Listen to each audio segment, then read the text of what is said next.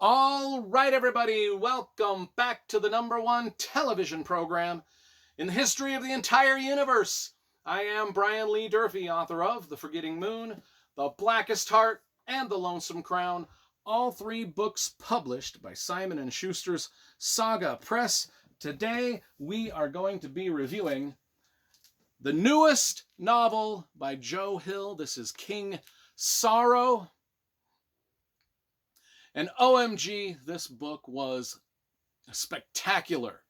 You know, one of the things I didn't realize was Joe Hill's last novel was 10 years ago. To me, it just seems like it was yesterday that it came out. And I think that speaks to me just getting older. I think that's all it is. Before we get to my very enthusiastic review of this book, let's talk about the cover first, because you know I love graphic design and cover illustration, and this book has a banger cover. I love everything about this. It's just bold, it's colorful, it's crisp, it's brilliant. It just is a spectacular cover, designed and illustrated by a person named Alan Dingman. So good job by the publisher for creating such a great book. Now, that's the cover. Now, Joe Hill is the son of Stephen King. You know, I'm a big, huge Stephen King fan. All my Stephen King books are over here. Got hundreds of thousands of them. Joe Hill is the son of Stephen King. Every bit as good of a writer as Stephen King is, proof being his latest book. And I knew nothing about this book going into it. All I saw was the cover with this image of a demonic thing here, and I didn't read the jacket copy. I didn't want to know anything about this. I just wanted to launch into the book not knowing anything. Didn't want to read the trailer. I didn't want to, read the jacket copy. I didn't want to look on the internet and look at anybody else's reviews. I just launched into it not knowing what to expect. And what a brilliant, brilliant journey Joe Hill set me upon. I didn't know what to expect. And oh my God, everything surprised me about this book. Everything surprised me. So it starts out, let's just go with what it starts out to be. It starts out in 1989. It actually opens up with a scene inside of a prison. Now, if you know me, if you've been following my channel for any length of time, you know I often talk about my career as a prison guard. And so the prison scene, I related to it. It's an opening scene where someone goes to visit their loved one in prison, but they're wearing the wrong clothing. And it's a Guns N' Roses shirt that they're wearing. Anyway, they can't, the guards are like, we got regulations, you can't wear that in here. And an argument ensues, and I was just like, I can relate to this. I relate. This is really what happens in prisons. You know, a Guns N' Roses shirt, there was a couple of digs. Now, Joe Hill, despite him making a couple of digs on the rock band Motley Crue in this book, I can forgive him for that. But anyway, Joe Hill's love of rock and roll and music, he puts it in. His love of other books, just the way this starts out, we get this scene in the prison, then we get to a place called Rackham College, and a character named Arthur and Van, and there's 6 people involved in this. There's the main 6 friends in this are Arthur, Donna Van, Donna, Gwen, Colin, Allie. They're the 6 friends that are mostly involved. And there's some peripheral characters like Tana, Tana and Llewellyn and a few other people that are in this book.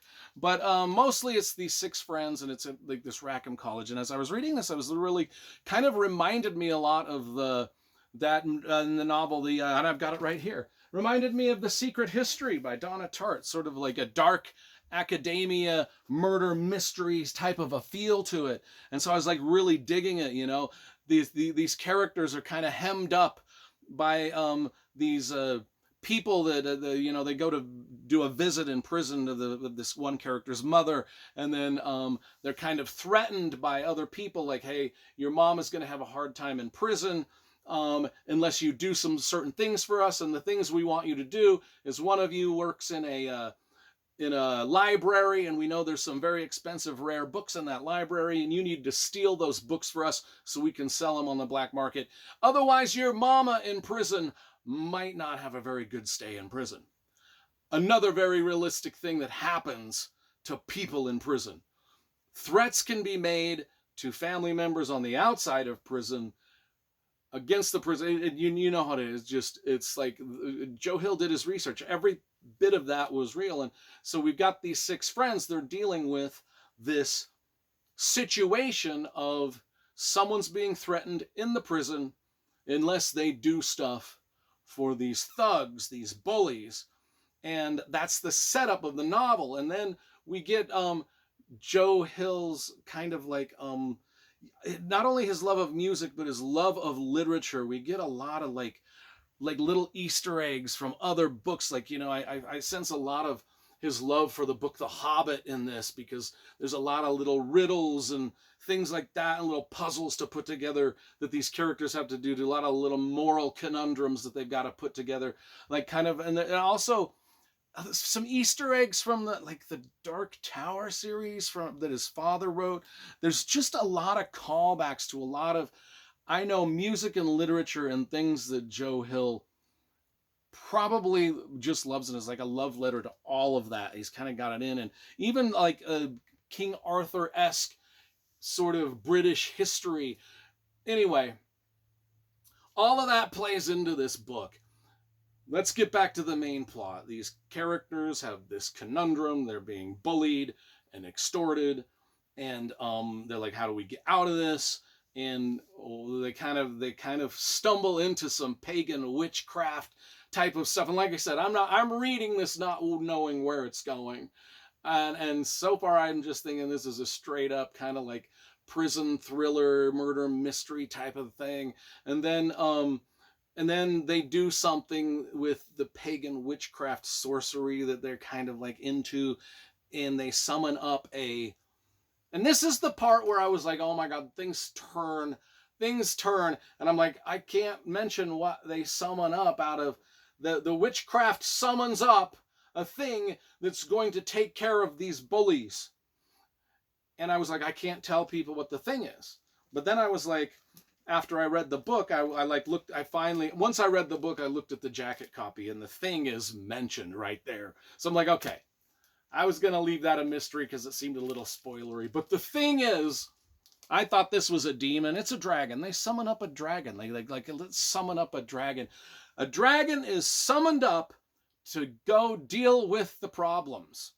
And that happens about, 100 pages in. And then, oh my God, all hell breaks loose at that point. And you wouldn't think that a book about a 6 friends summoning up a dragon would get so bizarre and twisted and go into so many different directions that I just wasn't expecting. Every 100 pages of this book took a turn that I wasn't expecting. And when I say the callbacks to like even his father's like Dark Tower series, I was like, when there was some scenes on an airplane that reminded me a lot of the Dark Tower, the second book in the Dark Tower on the airplane. There were some scenes towards the end of the book that just reminded me of straight up Excalibur, the movie. And you're thinking, how does all of this fit in and it just, he makes it work. The elevator pitch for this book, which is in here in the jacket copy, is 6 friends summon up a dragon into modern day America to deal with their problems, and the dragon deals with their problems. And what it does also is it puts these characters into these moral dilemmas. One tricky labyrinth-like puzzle of a moral dilemma after the next. This creature they've summoned from the netherworld just puts them through just the ringer. Every 100 pages there's something else is going on.